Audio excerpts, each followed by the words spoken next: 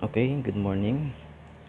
Pag-usapan naman natin ngayon yung NOT gate, NOR gate, and NAND gate. So, unahin muna natin yung NOT gate or yung tinatawag nating inverter. So, symbol niya is just a triangle with a bubble. So, ganyan lang. Ito yung input niya. Pwedeng tawagin nating X. Then, the output, pwedeng tawagin nating A. Then, logic equation.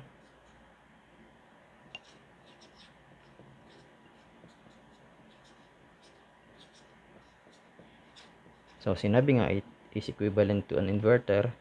Therefore, parang i-invert lang natin yung kanyang value. If ang ipinasok natin dito is logic 0, ang lalabas dun sa A natin is logic 1. And if 1 ang ipinasok natin dun sa ating input na X, the output dun sa ating A is equal to 0.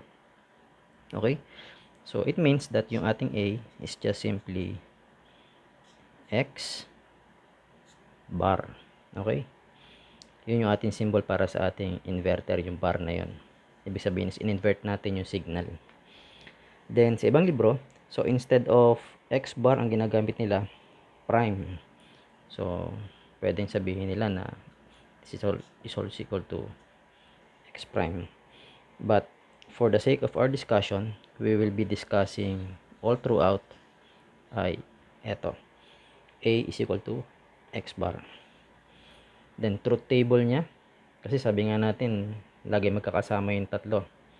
Symbol, logic equation, and of course, hindi dapat mawala yung truth table. So, input. So, isa lang naman yung ating input. It is just X. Then, yung ating output. This is X, and this is A.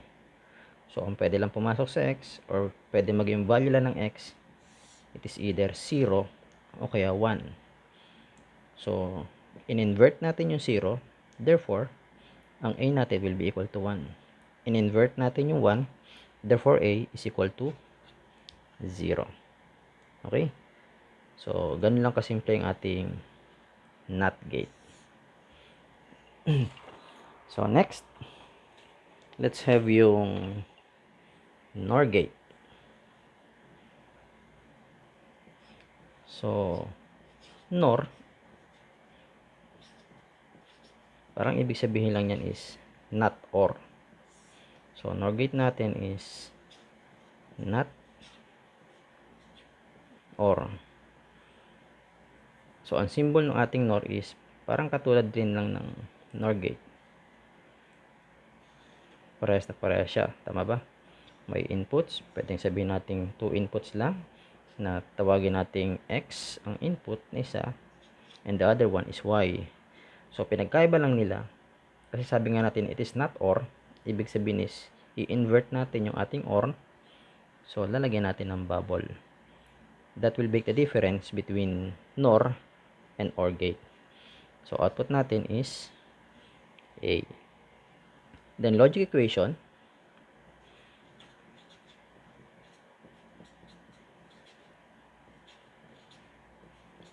Is halos parehas din do sa ating OR. So, output natin is A is equal to, ano ba yung OR natin? Diba addition? Therefore, X plus Y. Pero dito, meron tayong bubbles. So, yung equivalent ng bubbles na yon ay itong bar na to. Diba do sa ating inverter, meron tayong A is equal to X bar.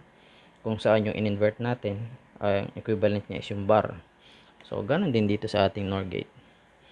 So, NOR gate siya. So, yung OR natin, in-OR natin yung X tsaka Y. Then, nilagyan natin ng bar. So, yun yung bilog na yun. Kasi ito, this is also equal to yung ating NOR gate na X NOR gate din siya na merong isinama o kinabit na inverter. Ito yung A. So, parehas lang yan dalawa. And to simplify, tinanggal lang yung triangle natin dito. Ginawa na lang yung bilog. Parang iminob lang na lang yung bilog doon. Okay? For the truth table, so, mas maganda is ilagay na rin muna natin yung truth table ng ating OR gate. So, truth table.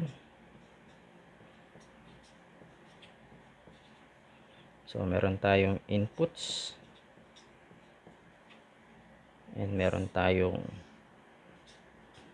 output. Pero sa output, instead na diretsyo natin ng output mismo na A, so, lagyan mo natin to X. Then, Y. Ilagay muna natin yung OR. Then, saka natin ilagay yung NOR.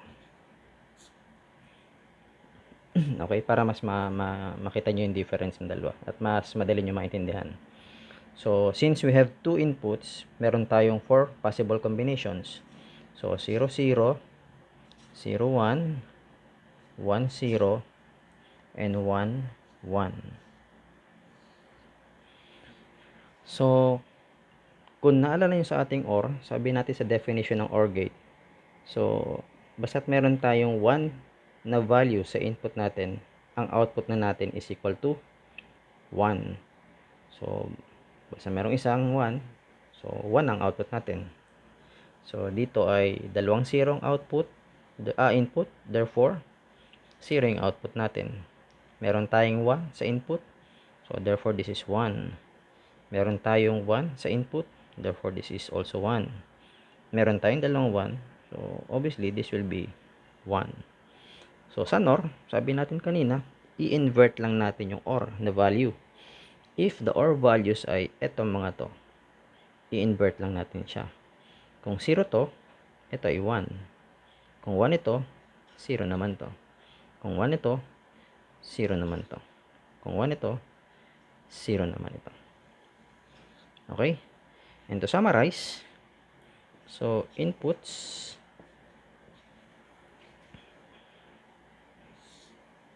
then output natin, this is X, this is Y, then A.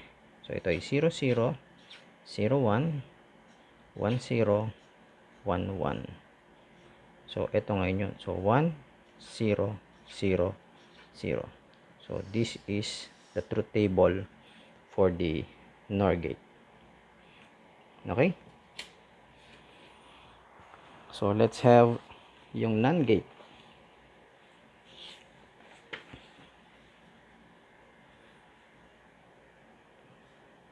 So NAND gate natin is obviously not AND.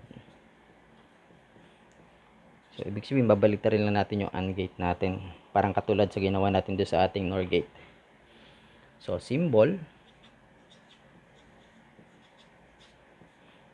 natin sa NAND gate is yung symbol ng AND gate.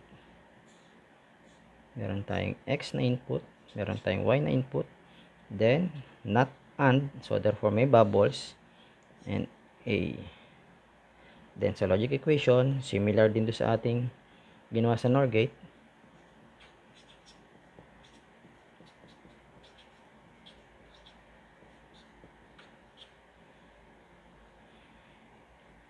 So A ngayon is equal to X dot Y then yung ating NOT, so i-invert natin siya, or simply X Y bar. Okay, so truth table. So truth table natin sa kanya,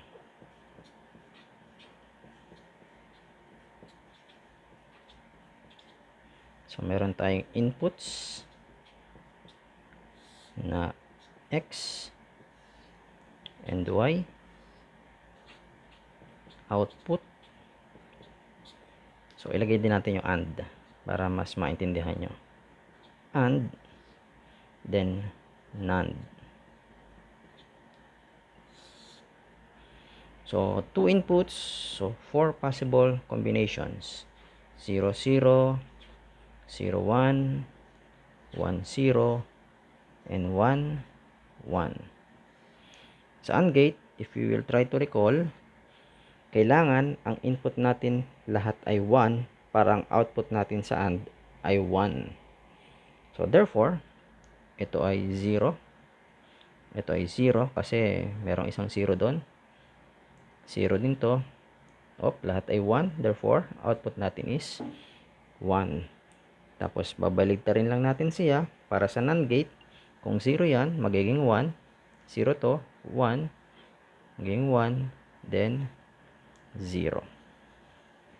Okay?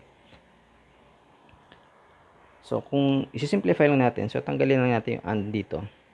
Ito na yung pinaka-truth table ng ating NAND gate. Then, I'll just try to show you yung isang method kung saan, kasi may cases na doon sa IC natin, hindi natin wala tang available na inverter, but there are NAND gate o kaya NOR gate na available. So, out from those two, pwede tayo mag-create ng inverter. So, inverter natin, ganito yung symbol niya. This is also equal to a NOR gate.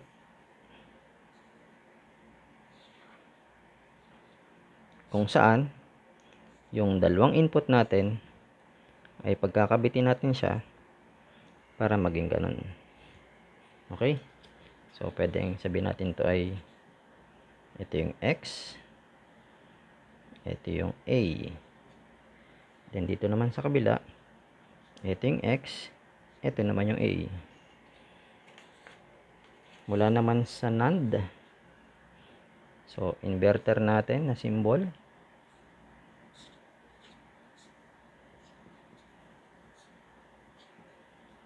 This is also equal to a NAND gate.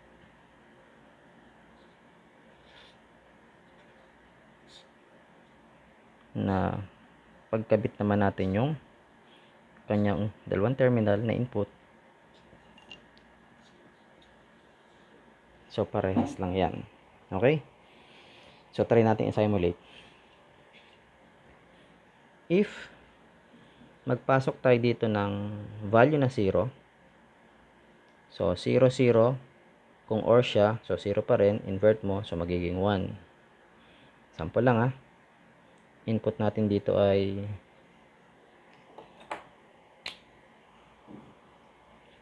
let's say ang input natin dito ay 0, output natin dito ay magiging 1.